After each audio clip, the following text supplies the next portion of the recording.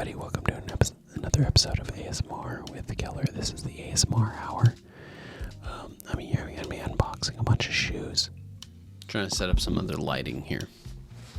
I can never tell. This is a webcam right here, and I hate webcam videos. But there's this weird partition between a webcam, which is, they say 2.6K, or, 2.4K. It's not really. It's super, the bit rate. People throw around the word K like pixel amounts, thousands, as if it's just the definition of quality. But bit rate is a huge part. And because you're sending so much K, so many thousands of pixels through a USB port, you're just not going to get the bit rate that you're asking for. And so your picture quality is going to be much less. So when you see a webcam that is an always on, there's no shutter speed, there's no shutter, there's a very fixed focal length, there's a very fixed shutter speed. It's all digital shutter speed, right? It's sample rating is going to be very different in terms of bit rate, what it can pass through that typically like USB-A, which is a super old school USB. It can only pass through a very, very capped amount of information. To call it 2K is like silly town. So it's never going to be what a 2.4 camera, which is capturing it on a high speed SD card. It's never going to be the same. So you have a webcam here that is 2.4K. I've made videos about this in the past, about 4K drones and stuff that are super cheap. It's like, yeah, it's 4K. I mean, it is the pixels, but it is upscaling a very low bit rate image. So it's just not 4K. Well, this webcam, while it is 2K, so it's, more than 1080p, more than 1080 pixels across, or I guess diagonally. No, across, because it's 1080 by 720. It's not the same quality as if I were to set my camera to 2K. So just a little bit of a issue with filming. Now, that being said, you can have a really low bit rate or a really low pixel density, and you can have it properly lit, but your limitation is always going to be lighting. I mean, the amount of light that is hitting the sensor is going to be huge in terms of quality. So in this case, I have a high pixel density image, low bit rate, but we also have low image quality, a low sensor rating for the lighting quality. So this light is turned down, but if I turn it up, you're not getting anything else. You're just getting blown out, white out skin. So it's a problem. Long story short, here I am sitting at my desk. I'm just trying to take a weekend, had a bunch of wine with my wife and my mom. We had a great night. We talked, feeling some wine. Yeah, feeling very splashy. Got to sit down here and make a video. Right now, Sam and I are looking for a house. Our current housing situation, despite what it looks like, is not all peaches and cream. We are in a unique situation, and we're looking to buy a home. If this was 15 years ago, we would be in a fantastic chef's kiss situation to buy a beautiful forever home for us and our, not growing family, but growing physically family. We've been in a beautiful situation to buy a home for our family. But now we are in a desperate slide. It's like the Indiana Jones movie where he slides under the door and his hat falls off and he grabs the hat and pulls it through. We're pulling the hat through, or we're trying to. Like, we got under, or we're hoping to get under and pull that through. Like, it's that level of intensity. And I don't think we're going to be moving this year, if I'm honest with you. I think we're just doing like a feasibility study, right? We're trying to simulate all the aspects. We're simulating budget. We're simulating going and looking at houses. We have a realtor. We've been pre-approved for a mortgage with a lender. And we're just trying to figure out what would it, because if we're going to get a house at all, we have to even remotely pretend that we're serious. And, yeah, I mean, hopefully we are. Hopefully we find the beautiful thing. But we've looked at some houses, and each time you look at a house, you're just the price point that we're trying to buy at is a huge competition. You know, we right now we're just in the education phase. Again, it's a feasibility study. Is how we're kind of looking at it. But we have to simulate that it's real, that we're really going to buy a house, maybe tomorrow, right? We have to pretend that that's the situation. And so we're on the MLS updates, and we're working with a real estate agent to try to get in as early as these houses go on the market. But some of them are just open houses, and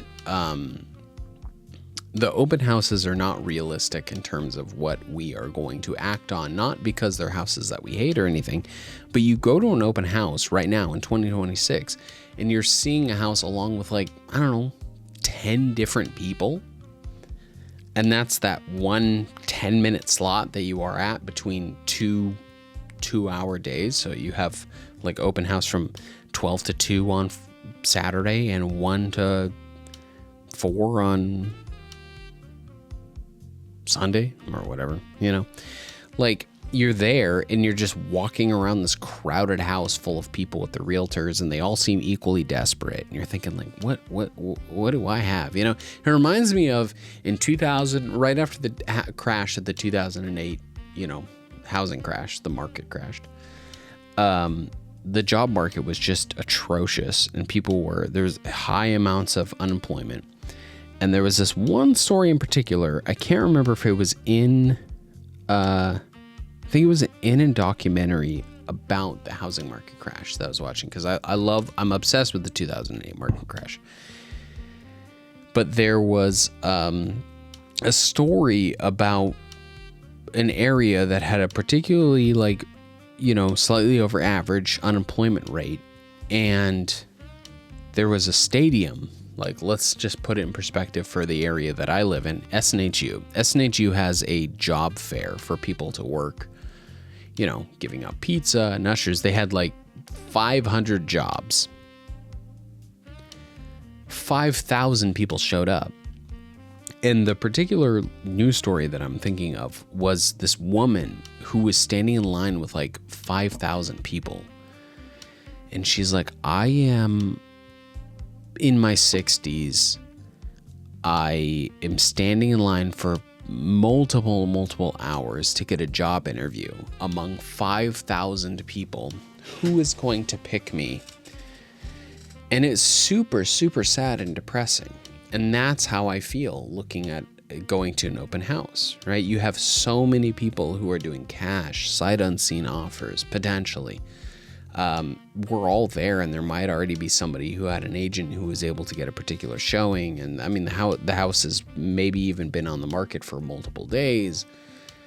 And, you know, what are your chances, right? We are in a unique situation where we are not pressured to get out. Our current situation, we could live for a lot longer, but we have other motivations to get out and to, you know, to find another house.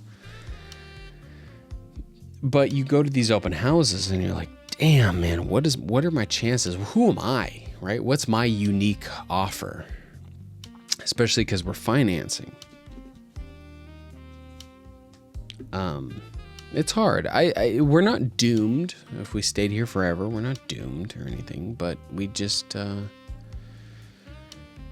it's hard to see a certain American dream not be dead. That's a little bit too extreme, but there's a certain American dream that is floundering very deeply. And we are in the witness process of the flounder, and we are a part of the reciprocation of the of the results of that. So I don't know what that means. We're going to keep looking. Again, we're not in this being like we have to find a house. We're just in this taking a feasibility study of if we want to be serious about looking for a, hopefully a single family unit. We're not picky. We could do a condo or something, but we also love where we live. I love Milford. We're staying in New Hampshire. We have lots of family in New Hampshire. Don't get me wrong. We have definitely entertained the idea of moving outside of the state of New Hampshire, but with children and family, I mean, there's a lot of like unofficial benefits that you have to take into account. And those are extremely important. Those are extremely valuable, potentially really, you can't put money on some of those. You can't put a cost on some of those things. So, it's very sobering. It's a very sobering process. All this to say, we're doing this on top of one of the most stressful times of the year for me. I'm also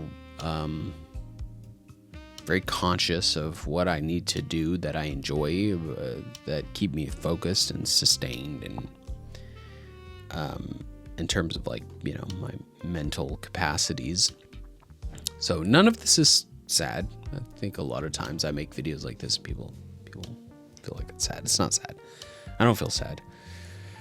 I just feel like I have a large challenge, both short-term and long-term, ahead of me. And I love a challenge. I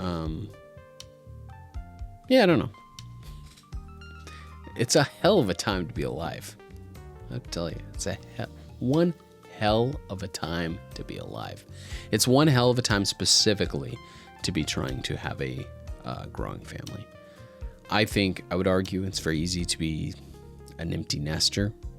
Not easy, but it's a different story if you're an empty nester, and it's a very different story if you're, single or dating somebody and you're trying to get whatever. But when you have young kids, this is always the most testing. Tumultuous is like a kind of it's not the right word, but it is similar to that, where you're a lot of expansion, a lot of testing, a lot of going through something. So I am going to look back at this time and think very fondly and be like, yeah, it was hard, but wow, what a adventure, all those things. So, but what's going through my head right now in this very moment is I need to go to bed. So good night.